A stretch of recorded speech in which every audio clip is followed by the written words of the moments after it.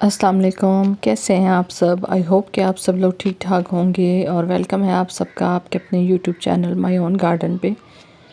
आज की जो वीडियो है उसके अंदर मैं कुछ काम कर रही हूँ, तो मैंने कहा आप लोगों के साथ भी शेयर करूँ और कुछ बातें भी आप लोगों के साथ शेयर करनी थी।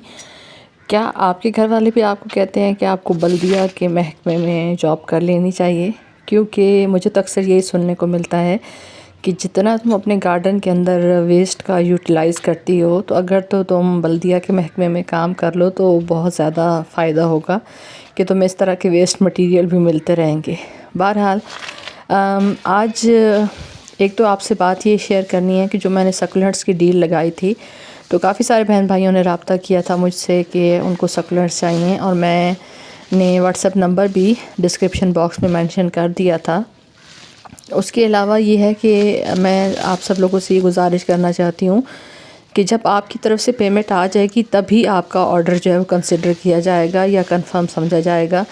क्योंकि अगर आप ये कह सकते हैं कि हमारे लिए बुक कर दें, हमारे लिए बुक कर दें, तो बुक कर देने से जो ऑर्डर है वो बुक नहीं होता। उसका एक प्रोसीजर होता है कि आप उसको अपना जो पेमेंट है वो आप भेज दें और अपना एड्रेस भेज दें, ताकि आगे जो फर्दर इसकी हमने प्रोसीजर करना है वो कर लें।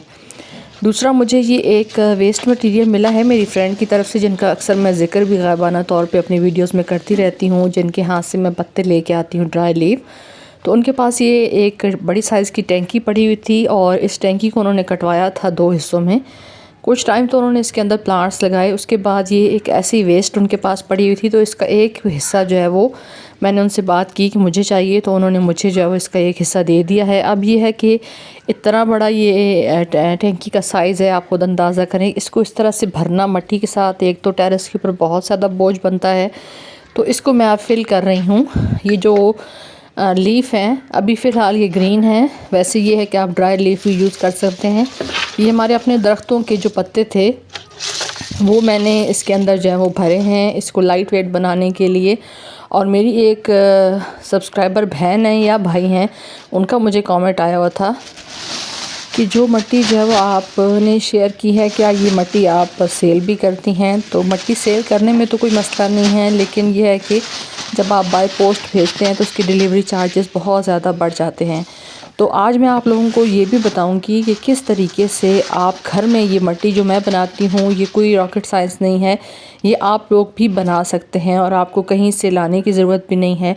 जब आप इस मिट्टी को बनाएंगे तो इसमें आपको मिट्टी तो हासिल होगी होगी, साथ इसमें आपको फर्टिलाइज़र भी ऐड करने की ज़रूरत नहीं है, वो फर्टिलाइज़र ख़ुद ब खुद इसके अंदर ऐड हो जाएगा। अब इतनी बड़ी टैंकी थी, मैंने आपको दिखाई है, ये बिल्कुल खाली थी और इसके अंदर सिर्फ मैंने वो पत्ते भरे हैं। उसके अलावा जो मेरे पास किचन का वेस्ट है, अंडों के छिलके हैं, सब्जियों फलों के छिलके हैं, उसके अलावा मूंगफली के छिलके हैं, ये सारा कुछ मैंने इसके अंदर जो है वो भरा है। मुख्तलिफ़ छोटे छोटे बैग्स के अंदर मैं रखती रहती हूँ, ताकि जब मुझे इसके अंदर डालना पड़े, ख़ास तौर पे कोई भी ग्रो बैग भरना पड़े या कोई भी इस तरह का बड़ा वेस्ट मटेरियल भरना पड़े, तो मुझे मिट्टी का झंझट ना हो। अब ये तकरीबन जो है वो भरने के करीब है, थोड़ा सा इसके अंदर मुझे मिट्टी डालनी पड़ेगी। एक प्रीवियस वीडियो में मैंने आप लोगों के साथ ये वेस्ट क्रेट शेयर किया था, इसके अंदर भी मैंने ये पत्ते वगैरह डाले थे, लेकिन अब क्योंकि बड़ा वाला जो है वो आ गया है मेरे पास टैंकी का हिस्सा, तो इसके अंदर मुझे फिल करने के लिए उसके अंदर से निकाल के मैंने इसके अंदर जो है वो डाल दिया है। अब इसके अंदर जो है वो मज़ीद 3 से 4 दिन जो किचन का वेस्ट है वो डालूँगी और साथ साथ इसको भरूँगी। नारियल के जो टुकड़े हैं, अभी फ़िलहाल मेरे पास थोड़े से थे, बाकी मैंने जो है मुख्तलिफ़ पॉट्स के ड्रेनेज होल के ऊपर कवर करने के लिए रख दिए थे।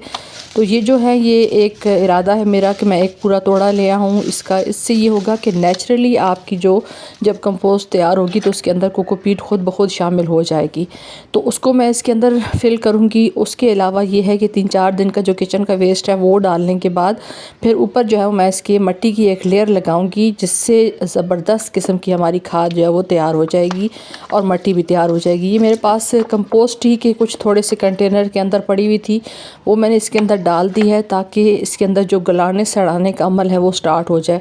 क्योंकि अगर अभी इस टाइम पे बारिशें स्टार्ट होती तो अब तक ये ख़ुद ब खुद जो है वो ये सारा काम मुझे करने की ज़रूरत नहीं थी। बारिशों का पानी जो है वो उनको लगता रहता और ये ख़ुद ब खुद गलने सड़ने का अमल स्टार्ट हो जाता।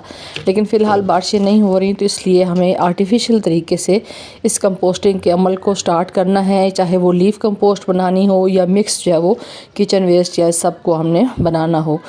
तो आप लोग भी इस तरीके को फॉलो करें। इतना बड़ा मैंने आप लोगों के सामने कंटेनर रखा है और इसको मैंने किस तरह से भर लिया है, आप भी इसी तरीके से भरें और वेस्ट मटेरियल का इस्तेमाल भी हो जाएगा।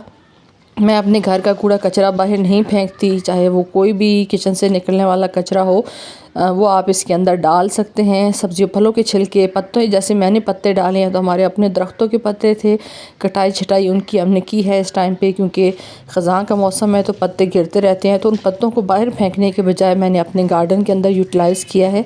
और जब उसका ये रिज़ल्ट आप देखते हैं, इतनी ज़बरदस्त रिच फर्टाइल सॉइल आपके पास तैयार हो जाती है, तो फिर यह है कि आपकी गार्डनिंग में आपको काफ़ी ज़्यादा सहूलत और आसानी भी हो जाती है।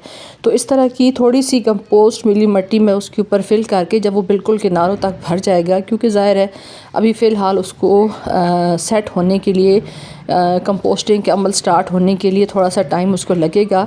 फ़िलहाल उसके लिए आप ये कर सकते हैं कि उसके ऊपर एक 3 से 4 इंच की लेयर जो है वो मिट्टी की डाल दें और फिर कोई भी पौधा उसके ऊपर लगा दें। जैसे मैं अब सोच रही हूँ कि मेरे पास समर की कुछ सीडलिंग पड़ी हुई है, विंटर की सीडलिंग पड़ी हुई है, तो वो मैं उसके ऊपर लगा दूँगी और नीचे मेरी कंपोस्ट बनती रहेगी।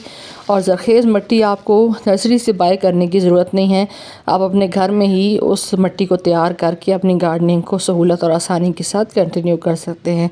ये कोई रॉकेट साइंस नहीं है। बार बार मैं आप लोगों को कहती हूँ कि अगर मैं कर सकती हूँ तो हर जो गार्डनर है, जिसको गार्डनिंग का शौक़ है, वो इस चीज़ को कर सकता है। तो अगर आपको ये मेरी शेयरिंग और इन्फॉर्मेटिव और अच्छी लगे तो वीडियो को लाइक कर दें। Thanks for watching.